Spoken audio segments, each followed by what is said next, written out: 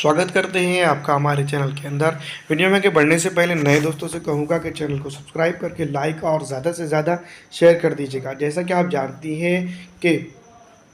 शरद पवार के पोते अब राजनीति में आ चुके हैं और साथ ही साथ मैं आपको बता दूँ, रोहित पवार जो तो बारामती के अंदर अपनी फर्म भी चलाते हैं, यानी कंपनी चलाते हैं, जहाँ पर वो बारामती एग्रो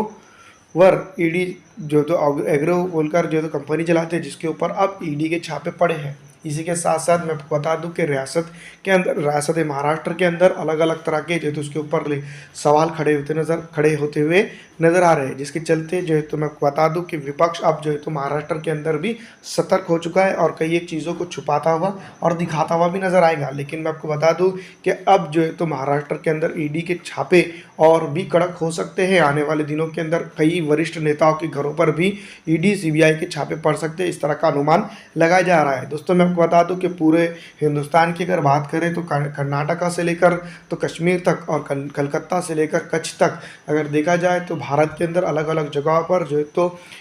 ईडी और सीबीआई के जो है तो छापे पड़ते हुए नजर आ रहे हैं, जिसमें दोस्तों मैं आपको बता दूं कि ईडी का छापा काफ़ी मजबूत माना जाता है। लेकिन मैं आपको बता दूं कि शरद पवार के घर यानी कि उसके पोते ही लेकिन उनके घर पर ये छापा पड़ा है। इसका मतलब ये साफ है कि आने वाले दिनों के अंदर जो है तो शरद पवार की पार्टी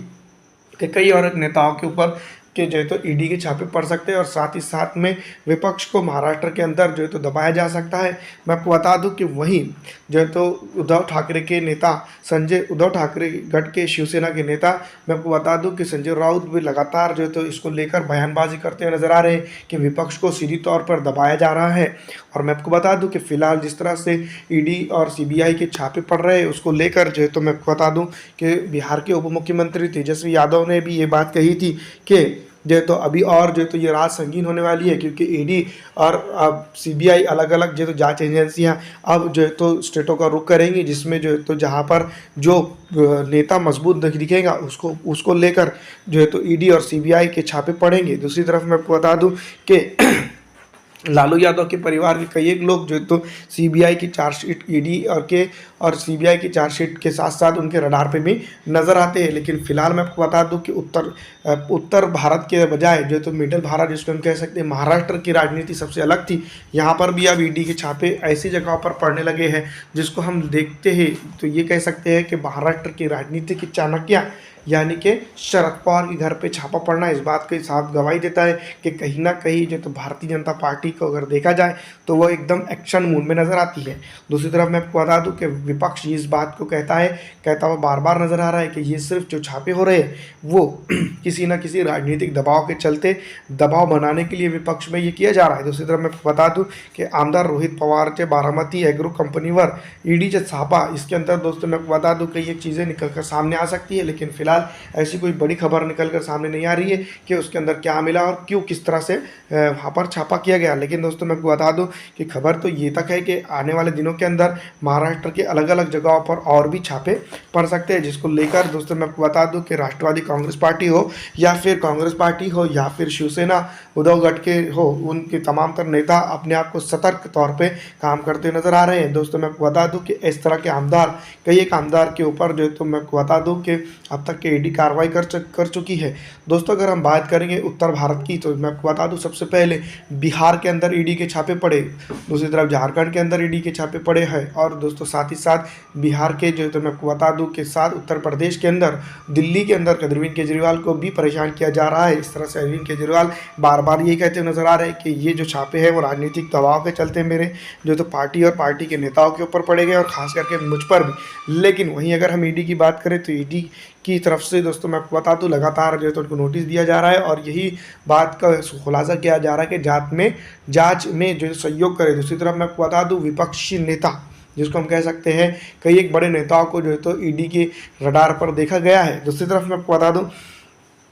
जो भारतीय जनता पार्टी के नेतागण है वही बार बार यही बात बताते हुए नजर आ रहे हैं कि ये जो सिर्फ कार्रवाई हो रही है जहां पर भ्रष्टाचार हुआ है उसके ही चलते कार्रवाई है। मैं आपको बता दूं डीबी लाइव के चैनल के मुताबिक कुछ दिनों पहले मैं आपको बता दूं झारखंड के सीएम हेमंत सोरेन के साथ ही अब ईडी के रडार पर अरविंद केजरीवाल भी आ गए हैं। दावा यहाँ तक किया जा रहा है कि ईडी किसी भी समय उन्हें गिरफ्तार कर सकती है। तो आखिर क्यों ईडी केजरीवाल को गिरफ्तार करना चाहती है, इसके ऊपर जो तो सवाल खड़े किए जा रहे हैं। लेकिन अगर हम बात करें तो मैं आपको बता दूं कि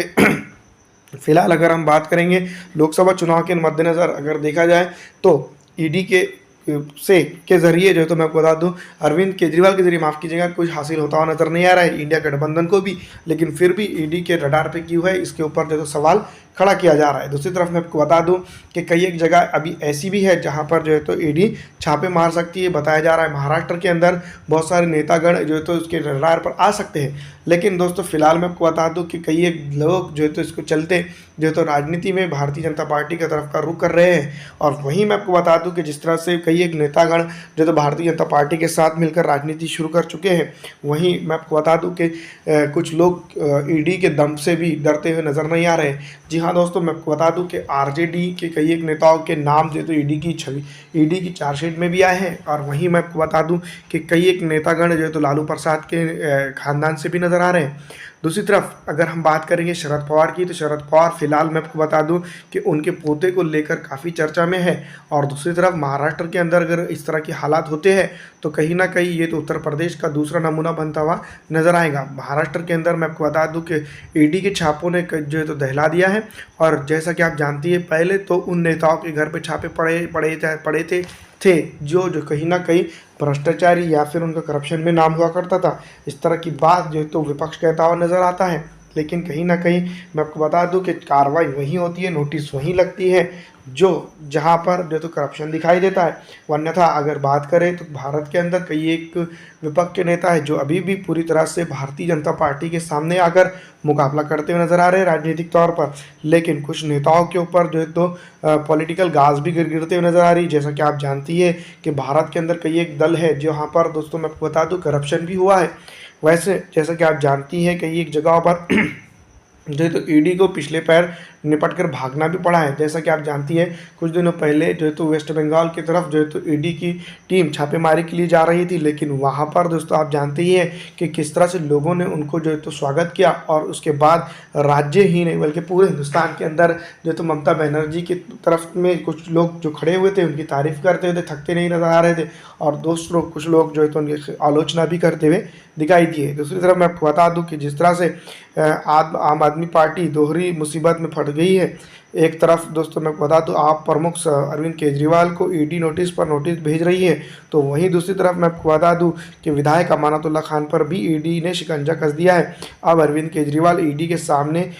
समन पर पेश इसलिए नहीं हो रहे हैं क्योंकि उन्हें उनके सवालों के जवाब नहीं मिल रहे हैं। इस तरह की जो तो खबरें जो तो आम होते हुए नजर आ रही है। लेकिन दूसरी तरफ मैं आपको बता दूं कि भारतीय जनता पार्टी के दबाव के चलते ईडी छापा मार रही है, इस तरह का कहना लगातार जो है तो अरविंद केजरीवाल और उनकी पार्टी का है। लेकिन दोस्तों मैं आपको बता दूं कि छोटे से छोटे नेता हो या बड़े से बड़े नेता हो, ईडी के रडार पर फिलहाल इन दिनों दिखाई दे रहे हैं। और खुली तौर पर मैं आपको बता दूं कि भारत के अंदर एंटी करप्शन के तौर पर जो तो ईडी काम करते हुए नजर आ रही है। जिस तरह से ईडी काम कर रही है उस तरह से अगर कोई दूसरी जांच एजेंसी काम करती तो भारत के अंदर इस तरह